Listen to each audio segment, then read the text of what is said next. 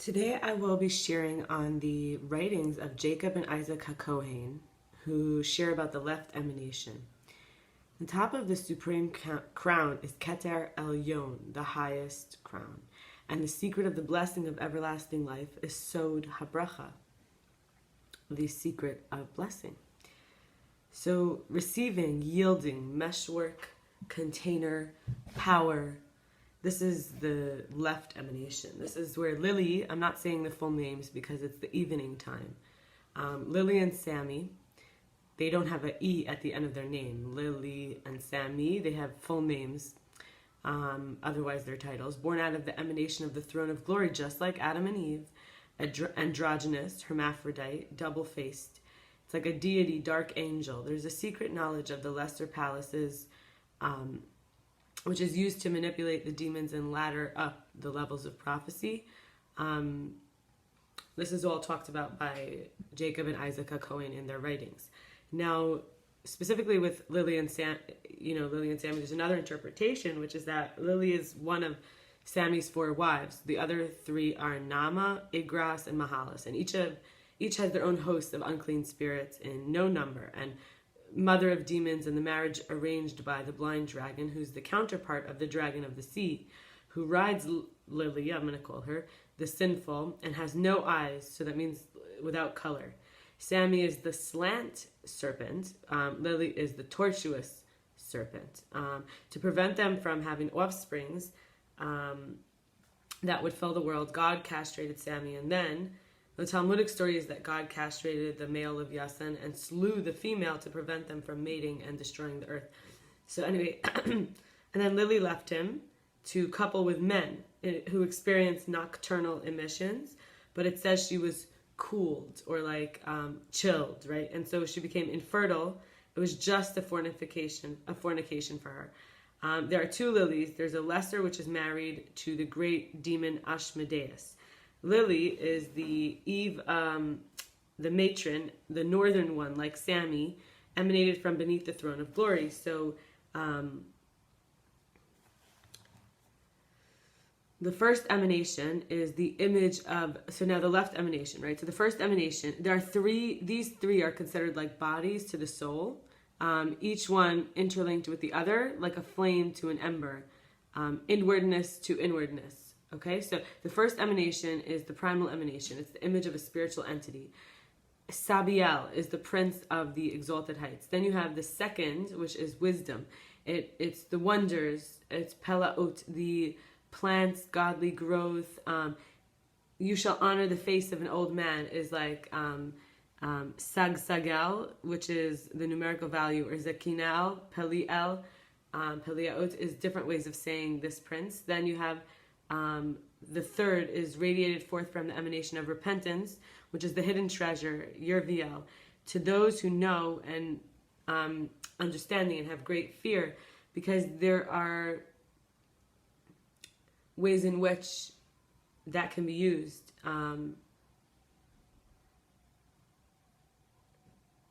So all is created from a single emanation flowing forth from the power of repentance, which acts like a screen, separating all holy, in which no alien emanations. So each is a spiritual degree, pure, refined, lucescent, and engraved out of the power of the will of the hidden Lord. Originally, the dividing screen from repentance, power, emanation was brought forth on the condition of variety. Diverse means some good, some evil, some endless existence, and some horrible disgrace, some lofty, some low. And they say Masuchiel rules. He is the dividing screen, Masuchiel, and it sounds like Mashichiel if you don't. It sounds like Mashiach El, right? So there's a lot of interesting things here, which is coming on. And then we have of these worlds. It's each is a spiritual degree of these worlds. No one can understand except the spiritual degrees and princes of them. So we won't be able to, unless if it makes sense to you, it makes sense to you. If it doesn't, it doesn't. But there's levels of what you're hearing, and I'm reading, and what I was learning that was being written. So we're going to start here. There are 7 also like bodies to souls, and are spiritual like princes. And so the first one is Memeriron, which is water, loving kindness. Then you have Gevir Ran, awesome and invincible strength. Now these might sound like Chesed, Gevura. Yedidi Ran is like Tiferet. So these are actually supernal. There's the left emanation, which is like the same Sfirot, but anyway, that we could hear, like Tiferet here is called Yedidi Ran. Anyway, mercy, beloved of God, Setri Ran. Setri Ran is the foundation of the world, which is concealed and secreted, Nistar, in the middle pillar, the secret place of the Most High, Seter Elyon. Then you have Nashiri Ran, is like, you get this? Sounds like Netzach Hod Yisod, right? Triumph and victory, Nesa of Israel. Nesa is like the banner. So, Nes is a miracle, and it's like, we did it. Yes, you waved the banner when it was a miraculous winning. So, Hodiri Ran is majesty, and Sefari Ran is the last, Sof, Malchut, right? So they're pillars to the throne. The first three end with El, not Ran, because the powers of the great and mighty will, the cause of all causes and reason of all reasons, while the seven are like ignited candles, each one igniting his own candle from the inner candles.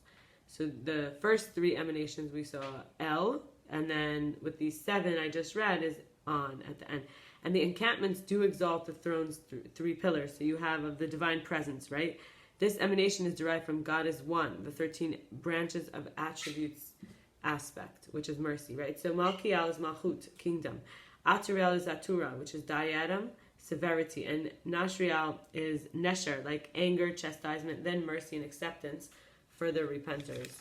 And I'm going to share now a little bit from Hasidic masters, just to tie it all together, because that was maybe a little intense to imagine that there's whole other realms out there of potentially interactableness existence. So I'm going to share now from Hasidic masters. Rabbi David Ingber says the roots are above. So the guardians of I, the sacred center, is and looking for fellow guardians or divine light workers. It's a lifting it up, like finding a screwdriver, the divine intelligence that animates it. Like twist, yeah.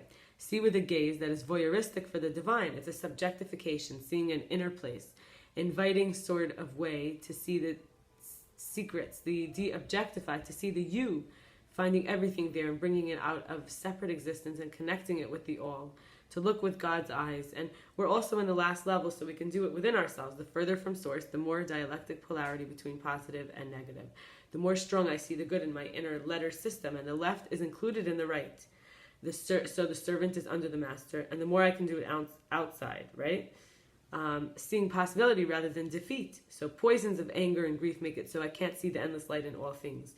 It separates the beloved from lover, the wholesome intention versus the ideal, the idol worship. It constricts love because it's not seeing with infinite love. When we turn away from looking for the divine, even if it's hidden, we make a power source out of other. And that's the perception of seeing God in all space, time, dimensions, and realities, consciousness. So our observance, our inner perspective, is what curses and blesses the material, the external. It balances the scales by looking for God's message and holy, pristine core. That's always actually there. And that's like kind of like the message of Hanukkah, which is where we have the untainted oil and untainted, the refined aspect that's impossible to contaminate. So hope that this was interesting, and I will be recording.